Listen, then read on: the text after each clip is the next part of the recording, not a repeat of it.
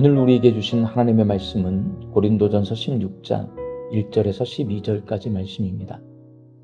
성도를 위하는 연보회에 관하여는 내가 갈라디아 교회들에게 명한 것 같이 너희도 그렇게 하라.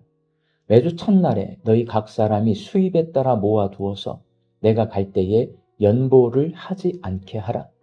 내가 이를 때에 너희가 인정한 사람에게 편지를 주어 너희의 은혜를 예루살렘으로 가지고 가게 하리니 만일 나도 가는 것이 합당하면 그들이 나와 함께 가리라.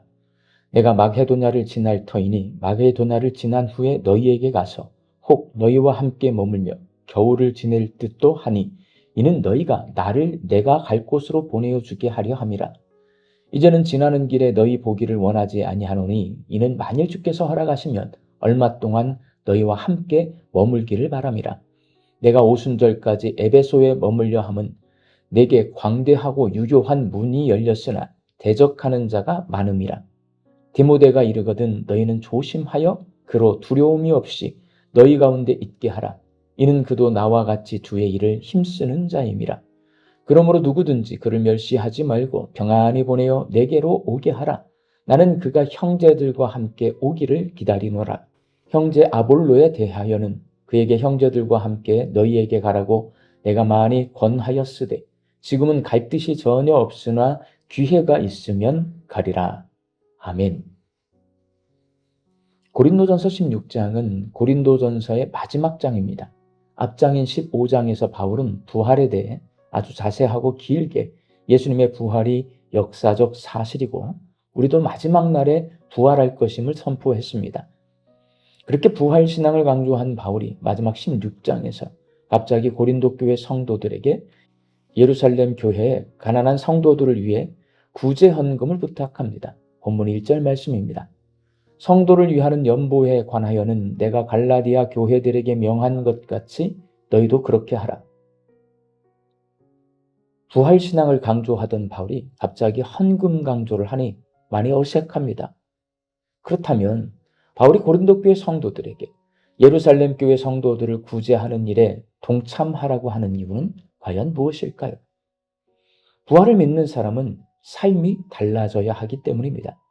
부활을 믿는 사람은 더 이상 자기만을 위해 살아가지 않습니다. 영원한 하나님 나라를 바라보는 사람은 이 땅에서 하나님 나라의 사랑을 실천하며 삽니다. 그래서 바울은 부활을 설명한 후에 가장 먼저 구제 사역을 이야기한 것입니다. 당시 예루살렘 교회는 매우 어려운 형편에 있었습니다. 여러 차례 기근과 경제적인 어려움 그리고 복음을 믿는다는 이유로 받는 박해 때문에 많은 성도가 가난하게 살아가고 있었습니다. 그래서 바울은 자기가 개척한 여러 교회들에게 예루살렘 교회를 위한 구제 헌금을 부탁했습니다. 그러나 고린도 교회에도 부유한 주인 계층의 성도보다 가난한 노예 계층의 성도들이 훨씬 더 많았습니다. 고린도 교회에도 구제하고 도와야 할 성도가 많지만 예루살렘 교회를 도우라고 한 이유는 구제가 단순히 어려운 사람을 돕는 복지 사업이 아니라 교회가 하나 되는 사역이기 때문입니다. 예루살렘 교회는 복음이 시작된 교회였습니다. 이방 교회들은 그 복음의 빚을 진 교회였습니다. 그러므로 이방 교회가 예루살렘 교회를 돕는 것은 단순한 자선 사업이 아니라 복음 안에서 서로 한 몸이라는 사실을 보여주는 것이었습니다. 부활을 믿는 성도들이 모여있는 교회는 하나님의 사랑을 세상에 흘려보내는 공동체입니다. 하나님께서는 구약에서도 끊임없이 고아와 과부와 나그네를 돌보라고 말씀하셨습니다. 예수님도 가난한 자를 돌보는 것을 자신의 사역으로 삼으셨습니다. 초대교회 역시 성도들의 필요를 함께 채우며 시작되었습니다. 그래서 구제는 교회의 본질적인 사명이고 모든 성도가 함께 해야 하는 사명입니다. 오늘 본문 말씀에서 바울은 구제를 어떻게 해야 하는지 가르쳐 줍니다. 본문 2절 말씀입니다. 매주 첫날에 너희 각 사람이 수입에 따라 모아두어. 먼저 구제를 정기적으로 하라는 것입니다.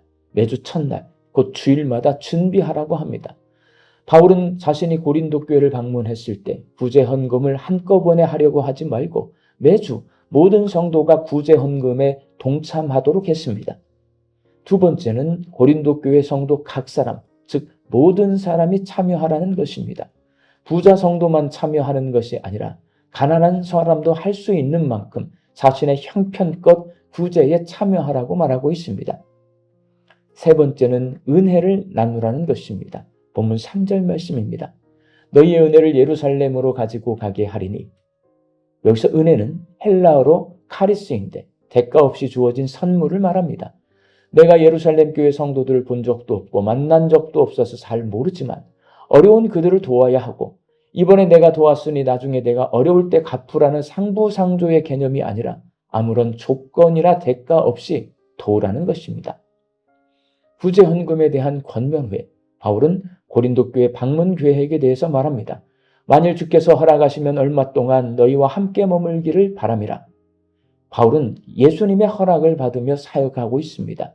그러나 예수님이 인도하시는 대로 사역한다고 해서 모든 것이 순탄한 것은 아닙니다. 일이 많은 만큼 어려움도 많습니다. 본문 9절 말씀입니다. 내게 광대하고 유효한 문이 열렸으나 대적하는 자가 많음이라. 부활신앙을 가진 그리스도인들은 주의 일에 힘쓰며 삽니다. 그러나 주의 일에 힘쓰며 사는 사람에게는 고난도 함께 찾아옵니다. 오히려 하나님께서 크게 사용하실수록 더 많은 반대와 고난을 만나게 됩니다. 예루살렘 교회를 돕는 일도 쉬운 일이 아니었습니다. 멀리까지 헌금을 전달해야 했고 오해도 있었고 경제적으로 넉넉하지 않은 교회들도 참여시켜야 했습니다. 그럼에도 불구하고 바울은 포기하지 않았습니다. 고난을 인내하면서 주의 일을 감당했습니다. 사랑하는 광주 양림교회 성도 여러분, 부활을 믿는 사람은 하나님의 사랑과 거룩을 살아내며 주의 일에 힘써야 합니다. 특별히 초대교회는 가난한 자들을 구제하는 일에 힘썼고 구제는 교회의 핵심 사역으로 자리 잡았습니다. 그러니 교회는 성도들의 헌금을 가난하고 약한 사람 돕는 일에 잘 사용해야 하고 성도들은 헌금에 성실하게 동참해야 합니다.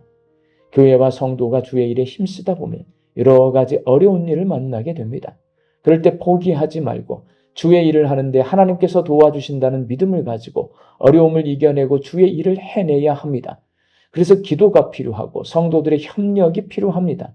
우리 광주 양림교회가 구제사역을 열심히 감당하고 어려운 일을 이겨내며 맡겨주신 주의 일을 감당하는 주님의 귀한 교회가 될 수 있기를 주의 이름으로 축원합니다. 함께 기도하겠습니다. 부활신앙을 가지고 있는 사람들이 모여있는 우리 광주 양림교회가 바울처럼 주의 일에 힘쓰는 교회가 되게 하여 주시옵시고 초대교회처럼 구제사역에 힘쓰는 교회가 되게 하여 주옵소서. 주의 일에 힘쓸 때 어려운 일들이 참 많이 찾아옵니다. 하나님 인내할 수 있게 하여 주시옵시고 맡겨주신 사명을 넉넉히 감당하고도 남음이 있게 하여 주옵소서. 말씀 듣고 세상을 향해 나아갑니다. 오늘 이 하루도 우리 양림의 모든 성도들이 주시는 일용할 양식을 거두며 자족과 감사함으로 화답하는 하루가 되게 하여 주옵소서. 흩어져 살고 있는 내 가족과 자녀들이 부활신앙을 가지고 주의 일에 힘쓰며 살게 하여 주옵소서. 육신은 약해서 낫기를 간구하는 환우들을 불쌍히 여겨주시어서 예수님의 능력으로 치유하여 주시고 오랜 시간 침상에 누워 계시는 장기 환우들과 어르신들이 천국 소망 붙들고 오늘 이 하루를 살게 하여 주옵시며 애쓰고 힘써서 돌보는 가족들 위해 새 힘을 더하여 주옵소서. 예수님의 이름으로 기도하옵나이다. 아멘.